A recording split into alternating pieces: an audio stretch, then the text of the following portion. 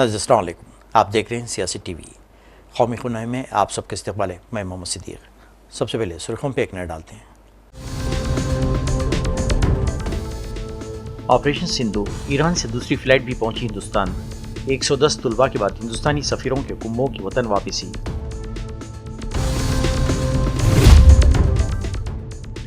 दहशतगर्दों से दोस्ती और ताल्लुकात हैरानकुन, शशि थरूर ने की ट्रंप पर तनकीद। पाकिस्तान के जनरल आसिम मुनीर के एजाज़ में ज़हरानी को बनाया निशाना।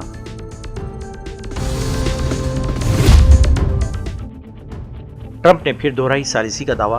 कांग्रेस ने कहा वज़ीर-ए-आज़म को खुद करनी चाहिए तरदीद। अहमदाबाद तैयारा हादिसा, ब्लैक बॉक्स को पहुंचा शदीद नुकसान। डेटा निकालना हुआ मुश्किल, जांच के लिए भेजा जा सकता है अमेरिका। एयर इंडिया का बड़े तैयारों की बैनुल-अक़वामी परवाज़ों में 15% कटौती का फैसला।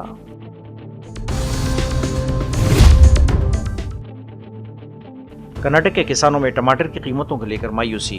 टमाटर की पैदावार को कचरेदान के किया हवाले।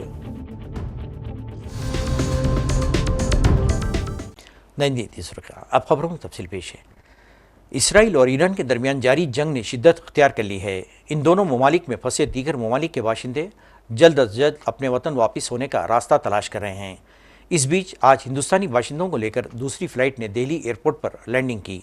हुकूमत ने हिंदुस्तानी अफराद की वतन वापसी के लिए ऑपरेशन सिंधु शुरू किया है, जिसके तहत राजधानी तेहरान से निकाले गए 110 हिंदुस्तानी तलबा को लेकर पहली फ़्लाइट आज अलग सुबह दिल्ली पहुंची थी। इसके कुछ घंटों बाद ही मजीद एक तैयारा दिल्ली पहुंचा, जिसमें ईरान में मुकीम हिंदुस्तानी सफ़ीर भी शामिल थे। सर, जो आप आज वापस आए हैं, कितना बहुत खुश हूँ। खुशी बयान नहीं कर सकता। अपने घर वालों से वो देखने के लिए खुशी जो है बहुत ज़्यादा है। वहाँ के हालात को देखकर क्या कहना चाहेंगे? वहाँ के हालात बहुत वर्स्ट हैं। वहाँ के लोगों के लिए भी, वहाँ छोटे छोटे बच्चे हैं, सब लोग हैं, हमारी तरह ही लोग हैं सब, वो भी सफ़र कर रहे हैं। वॉर अच्छी चीज़ नहीं है, कहीं भी हो दुनिया में वॉर अच्छी चीज़ नहीं है। बच्चे हैं, इंसानियत ही मारी जाती है, तो ये नहीं होना चाहिए। We should pray for them. Okay, कितनी खुशी हो रही है यहाँ पर वापस आके? बहुत खुशी हो रही है, बहुत अच्छा लग रहा है। अपने घर वालों से मिलेंगे अभी। रोज़ बरोज़ जो है हालात जो है बिगड़ते जा रहे हैं। पहले तो स्टार्ट जो वेरी स्लो था, लेकिन अब जो है वो बहुत हालात ख़राब होते जा रहे हैं। मोस्टली जो तेहरान में है, जो कैपिटल है, वहाँ पे बहुत ज़्यादा हालात ख़राब है।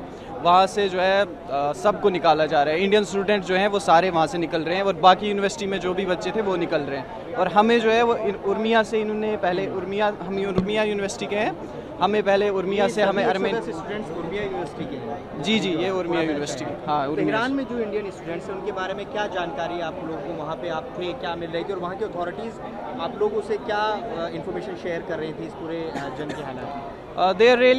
They are doing very good job. They evacuated all the students from all the university. Now they are taking them to the safe place. After they will reach there, from there they will evacuate them to the India. तो root क्या रहा, कैसे आया, अगर उसके आप पूरा process बता सकें। रूट हमारा उर्मिया से पहले अर्मेनिस्तान आए by bus, then after that we stayed there for around 4-5 hours. There was a process on the border. After that we had a flight from Armenistan to Qatar, and from Qatar we are here. मैं बहुत खुश हूँ, मेरी बेटी पार आ गई। मैं चाहती हूँ सबके बच्चे वापस आएँ, और इंडियन गवर्नमेंट ने बहुत अच्छा किया, जो हमारे बच्चों के लिए इतना कहीं परेशानी नहीं हुई, कहीं कुछ नहीं हुआ, बहुत अच्छे से बच्चे आ गए। वहाँ से वापस आ रहे हैं, किस तरह का कोई नहीं, क्या दिक्कतें हैं? इंडियन एम्बेसी ने हमारे लिए सब कुछ ऑलरेडी प्रिपेयर्ड रखा था, हमें उतनी प्रॉब्लम नहीं हुई। बस हम थक गए हैं, 3 दिन से सफ़र कर रहे हैं। किस तरह का बिहेवियर था वहाँ पे लोगों का, जिस हिसाब से वहाँ पे माहौल था? किन लोगों का? ईरानियों का, ईरानियंस का। उनको कुछ नहीं, उनको पता ही नहीं था। आप जब यहाँ तक पहुँचे, कैसे हालात थे वहाँ के, और यहाँ तक पहुँचे? जब हम उर्मिया से निकले तो उधर हालत उतने ख़राब नहीं थे। हमें डॉम के सामने से, विंडो के सामने से मिसाइल्स जाती हुई दिखती थी। और एक बार बस एक इंसिडेंट मुझे याद है जो हुआ था कि हमारे 3 बजे रात को हमारे डॉम के ऊपर से एक मिसाइल निकली थी, तो हमारी पूरी विंडो हिल गई थी। आज वापस आ रहे हैं वहाँ से, कैसा लग रहा है? कितनी खुशी हमें बहुत अच्छा लग रहा है, हम वापस आए हैं आज, और बहुत खुशी है कि उन्होंने इंडियन एम्बेसी ने हमें बहुत अच्छे से रेस्क्यू किया। So we are very thankful for them. क्या हालात थे वहाँ पे, कैसा हालात वहाँ की जो कैपिटल सिटी है तेहरान, वहाँ पे सिचुएशन बहुत ख़राब थी, लेकिन जहाँ हम रहते थे उर्मिया, वहाँ पे उतना कुछ पता नहीं चल रहा था क्योंकि वहाँ पे सिचुएशन ठीक थी as compare to other cities.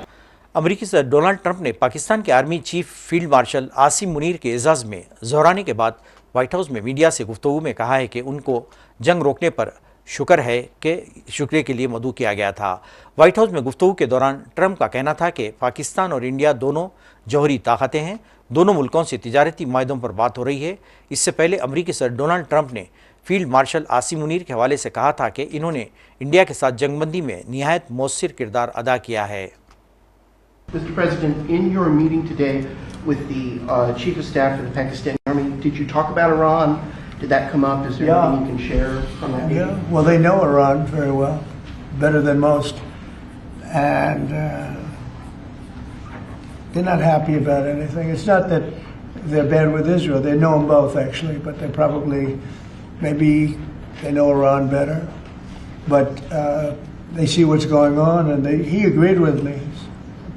Reason I had him here, I wanted to thank him for not going into the war, just ending the war, and I want to thank, as you know, Prime Minister Modi just left, just a little while ago, just left, and we're working a trade deal with India, we're working a trade deal with Pakistan, and they were both here. But I was with Modi a few weeks ago. He was here actually, but now we speak to him, and I'm so happy. There was a deal that two smart people, plus they had people on their staff too, but two smart people, two very smart people, decided not to keep going with that war. That could have been a nuclear war. Those are two nuclear powers, big ones, big nuclear powers, and they decided not. So I was honored to meet him today. अमेरिकी सदर Donald Trump ने पाकिस्तान के army chief field marshal Asim Munir के एजाज़ में Zorana दिया है। हिंदुस्तान ने इस पर बयान जारी किया है। कांग्रेस कायद शशि थरूर ने मीडिया में इन दोनों की मुलाकात और अमेरिका की जानिब से पाकिस्तान की हिमायत पर तनकीद की है।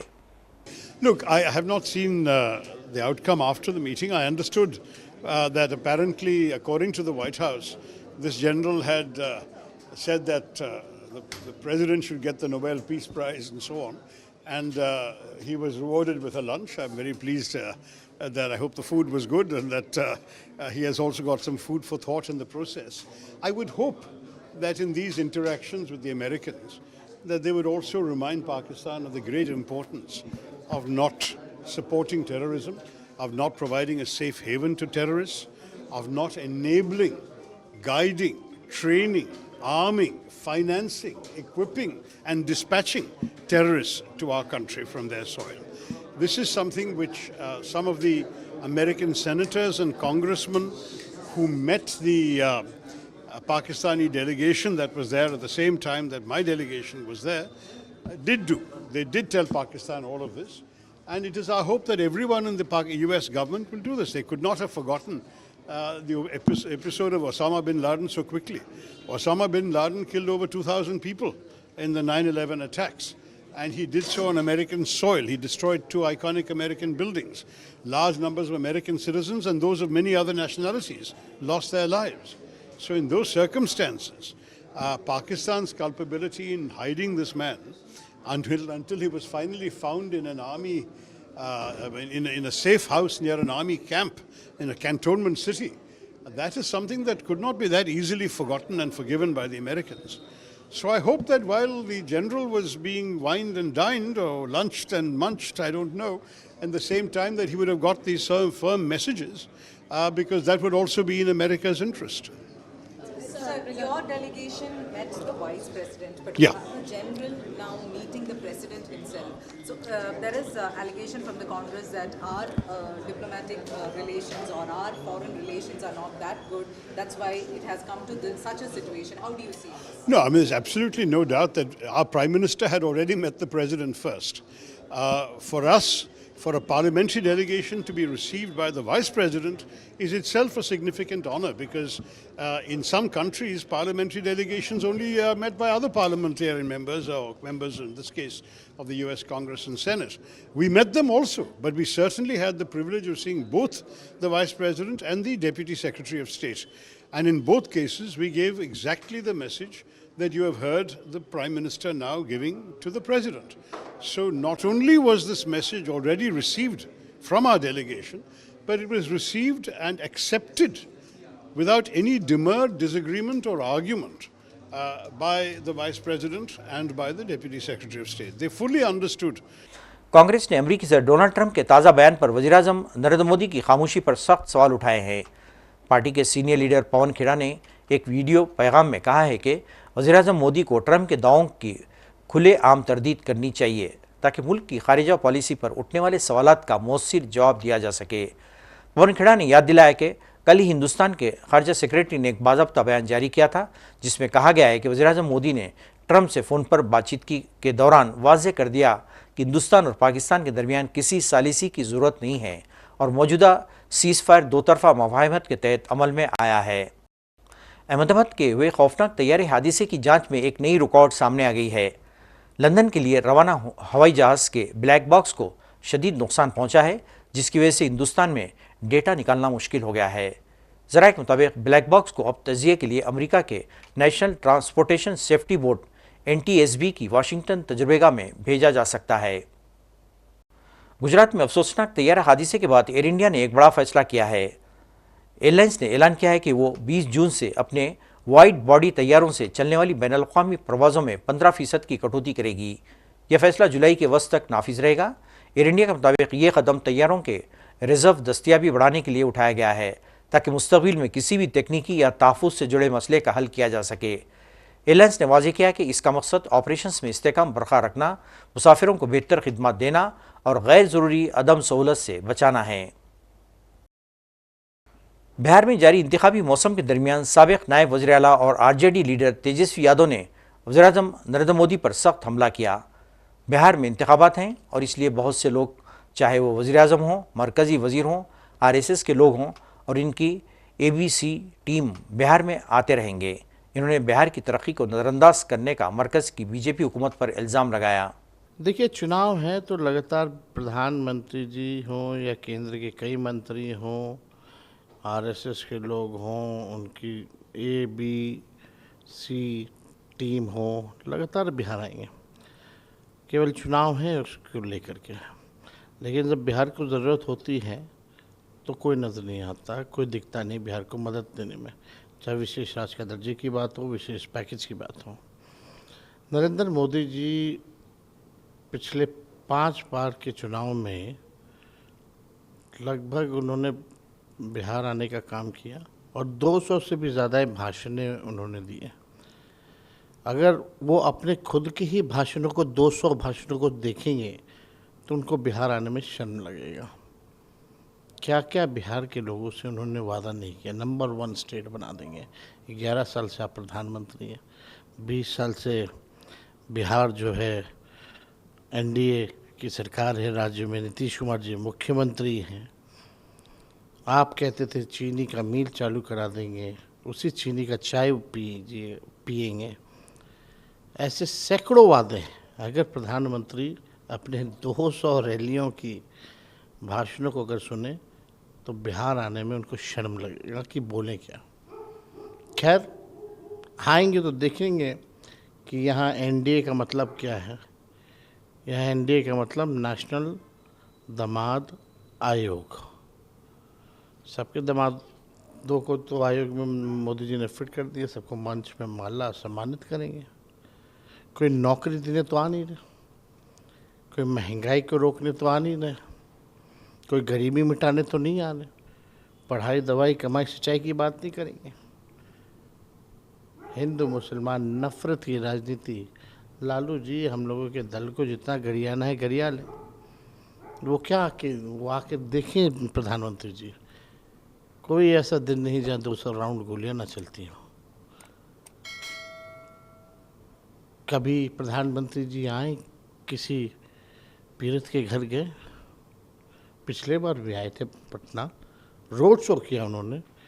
लेकिन यही बिहार का जवान जब शहीद हुआ तो एक परिवार के लोगों से नहीं मिले, वो संवेदना नहीं प्रकट की।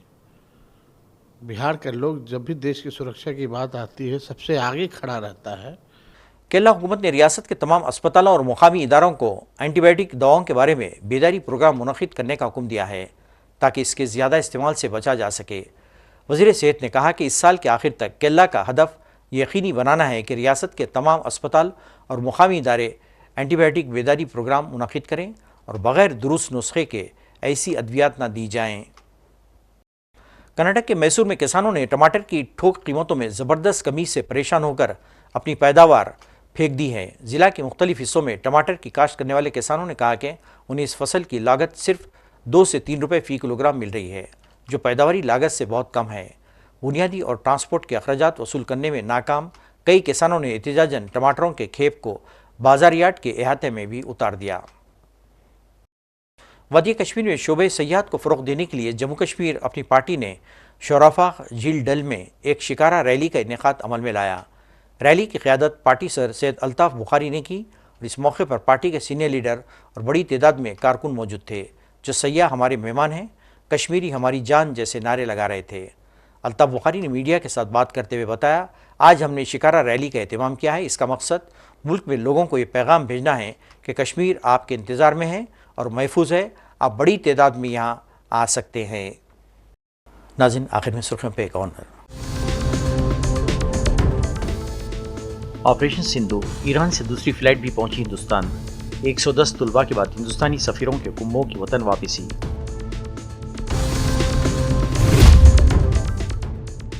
दहशतगर्दों से दोस्ती और ताल्लुकात हैरान कुन, शशि थरूर ने की ट्रंप पर तनकीद। पाकिस्तान के जनरल आसिम मुनीर के एजाज़ में ज़हरानी को बनाया निशाना।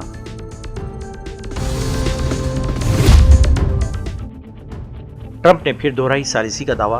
कांग्रेस ने कहा, वज़ीर-ए-आज़म को खुद करनी चाहिए तरदीद।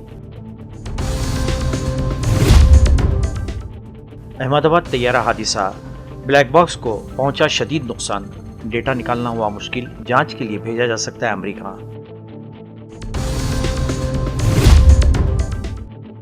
एयर इंडिया का बड़े तैयारों की बैनुल-अक़वामी परवाज़ों में 15% कटौती का फैसला।